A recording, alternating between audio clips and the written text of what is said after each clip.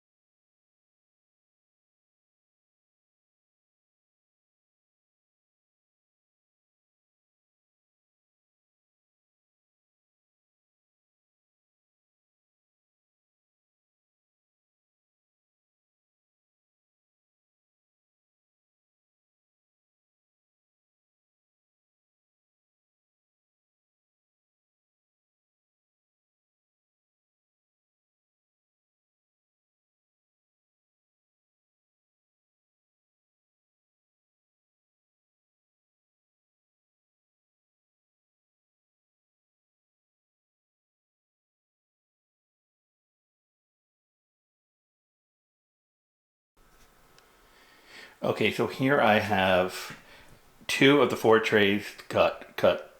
I will tell you one thing I learned is I will absolutely be buying a boning knife. Having the right tools is the most important thing. So here are the two bones. I'm going to put them in the refrigerator. I'm going to put them in the freezer later, and they are going to be set aside for soup bones. So I have the two trays here. Just going to run them through the KitchenAid grinder that I have and just kind of figure it out from there. I think I'm going to use the coarse grind first, mix sausage up, and then I am going to probably run it through the grinder again. I am going to use this seasoning pack that I picked up at the butcher out in Arcadia. It's pretty straightforward. It makes, according to the directions, 25 pounds. So my two roasts were about 21 pounds before I removed the bone. So I probably won't use the entire package, but I'm going to give it a try. So what's the worst that can happen, but ultimately, I will get to the point where I am going to make my own sausage mix because that's ultimately the goal. So stay tuned.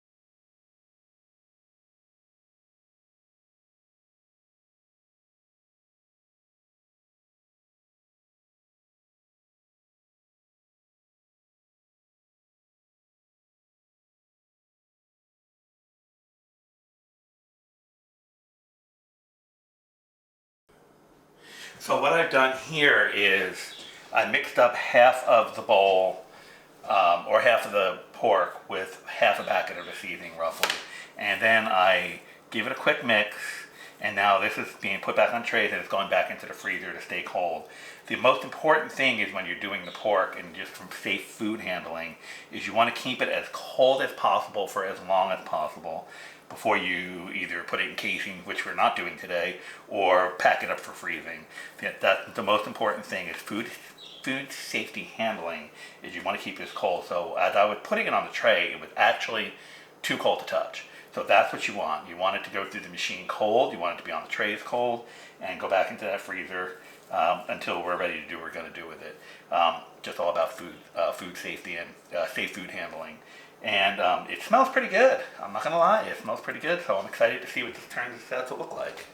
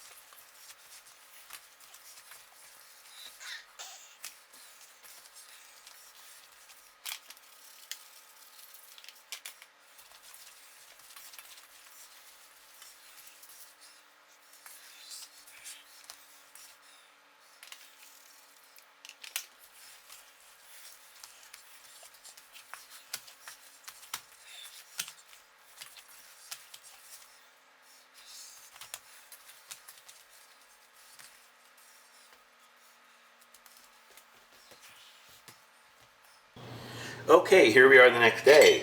I cooked 3 patties off, but before that I actually let the mix rest in the refrigerator overnight, and then I gave it another mixing this morning by hand to let the flavors, kind of blend in a little bit. So I made 3 patties, and this one here I added a little extra pepper too before I put it in the oven. So I just wanted to kind of do a little taste test. I have no idea what this is going to taste like. This is all an experiment for me as well, so we'll just give it a first shot.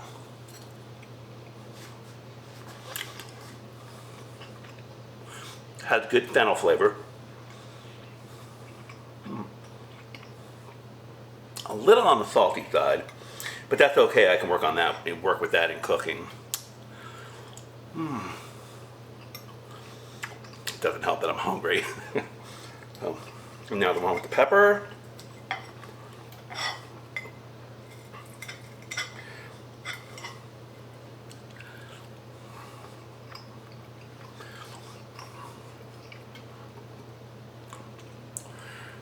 Pepper helps a little bit. I like it a little bit more pepper. So in the future I would use this mix again. Probably just add, a couple extra tablespoons of ground pepper to the whole mix. But other than that, it's actually pretty good. And it's not as moist as normal, but it could also just be that I just left it in the oven too long. I was just running around doing other things. But in a recipe, Italian recipes, that kind of thing, it'll be fine. So, but I think when I go in the future, I will try to get more fat from wherever I purchase the meat from. So in the future, I'm hoping it'll just be my own pig. But until then, got to work with what I got. Hey, it is Editing Paul here. My video got corrupt, so after I had done the taste test part of it, the video got weird and the sound got weird, and I don't know why. Don't know how to fix it yet, so I figured instead of just trying to mess around with it, I would just reshoot the part of the video that I want to talk to you about, which is my takeaways and the yield I had to do. So first things first is having the right tools, super important. This was not the right knife for the job. Not at all. It's a good knife. I love it. It's my favorite go-to kitchen knife. It's sharp, but it was the wrong tool for the job. You would think, being having a past career in the culinary world. Now remember, my experience in the culinary world was not chef. I was culinary director, which is again nothing more than a fancy way of saying I was the kitchen manager.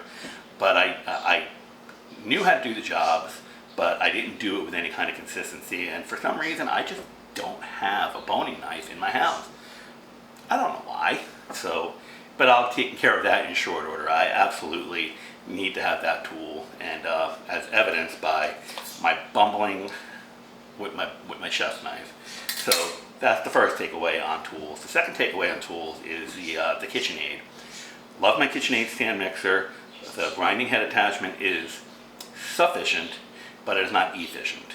So I struggled with it a little bit. I cut some of that out of the video because there was I was getting a little sailor mouth with the machine because it was frustrating me. The fact of the matter is when you have the inappropriate tool for the volume of meat that you're grinding, you're going to struggle with it. So having the pork in that almost frozen state was definitely the right thing to do in getting it through the machine and out, but it didn't stay in that frozen state. It just got warmed up, and it kept gumming the machine up, and it was just this exercise in frustration. So my big takeaway is, while the machine is sufficient for now, I absolutely do need a more efficient meat grinder. I would love to have a professional series meat grinder. It's something that's definitely on my wish list, my want list, but it's not on my need list. And that's part of the decision-making process as we journey in the homesteading, toward the homesteading, I should say, is we have the wants and we have the needs. I don't need it right now. I want it badly, but it would be an impulse buy. And part of being that debt-free and managing your expenses and all that stuff is only if you need it. I need a boning knife. I don't need the meat grinder. I can get away with the KitchenAid for the time being, and I'm going to continue to. So, but if you see me in another video struggling, it's probably going to get closer than you think. So anyway, so having the right tools is vitally important. So if the opportunity comes up with a meat grinder, then we'll weigh it. But for the time being, KitchenAid is where we're going. So I want to talk to you also about the yield of the meat. I had started with those 2 roasts, and they were about 21 pounds between them. So at $1.19 a pound, I'm just looking at my notes, at $1.19 a pound, it cost me about 27 bucks, give or take. And good price. I mean, even those those roasts alone, they would have been fine even for like a mojo pork or a pulled pork. It's still a really, really good price. It was such a good price that I have 4 more of them in the freezer. I look like the crazy guy buying, six pork roasts, but they're in the freezer. So I do use them. I will use them through the holidays. I do make, the mojo pork a lot. It's one of my favorite Cuban dishes. So it's a good deal to get it at $1.19 a pound. So what is the big takeaway for me is I have these in 1 pound packages, and I wound up with about 18 pounds of yield out of those 21 pounds. The bones themselves weighed about 1.5 pounds. Tremendous yield, 21 pounds to 18 and a half pounds when you back out the bones. I'm pleased with that. I think it's as a culinary manager, I would be very pleased if my kitchen produced yields like that. So that said, I had about 18 pounds of it. I have a couple less now because I've used them since then. But if I went to the Publix website, which is the supermarket here, and their store brand of ground sausage is about $5.99 a pound. So if I were to buy this amount of sausage, it would have cost me about $111. That's a tremendous number. That's a lot of money for sausage.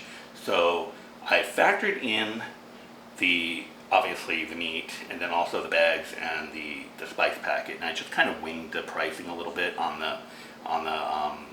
my per pound cost to do this. So I just kind of rounded it to like $1.49 a pound. It's probably a little bit less because the bags aren't that expensive, and also the spice packet was like, I don't know, like a $2.29 or something. It was cheap. So I factored in the $1.49 a pound. So using that number versus the $5.99 a pound, I saved myself $4.50 a pound. That's tremendous. That's a huge number. And what's cool is you can do this anywhere. You don't have to save the money, or maybe that's not the word I'm looking for. just because we're not on a homestead with cattle in the yard and pigs in the yard and all that, doesn't mean we can't do this where we are. And the fact that I say $4.50 a pound is important to me, because I want to learn how to do this on everything I have, from my canned goods to everything else. So just know that you can do this no matter where you are. And if you're in an apartment, or if you live with mom and dad, or if you're in the suburbs and working full time, you can still save this money. It's a labor of love, and it's also knowing what's going into your packaging, or into your sausage, I should say. So now I have personally no control over the meat, because I had to buy that. I bought it at a butcher's store, but it's to my knowledge, it's just your standard commercialized pig production. But I don't have any access to pasture-raised pork right now. I just don't. So and I'm working on that. But if you do, then you have complete control over what goes in your freezer. Now, I do plan on creating a spice pack and testing my own spice pack on it. Because that spice pack that I did have some unpronounceable ingredients in it, but it was what I had, and so I wanted to give it a try. And from my understanding, it's a pretty popular brand. But I do want to be able to create my own spice pack, because I do want complete control of that. And as I get into the homesteading world, that's important to me. So you can do this wherever you are. It doesn't matter where you are. As long as you want to do it, you can do it. So that's kind of where I'm at with all this. So I just want to take a moment to thank you. I would love it if you hit subscribe and like, and just follow us on our journey. We're very early in on our journey. I think it's fascinating. I have a couple of things that I've been looking at and working on that I'm going to be sharing with you. But for the time being, please like and subscribe. That's all I ask of you. Also, please comment if you have any feedback for me on the sausage making, or if you have any experiences that you want to share. I would love to hear from you, because we're all in this together, and I just love doing it. So hopefully that comes through to you. Thanks again.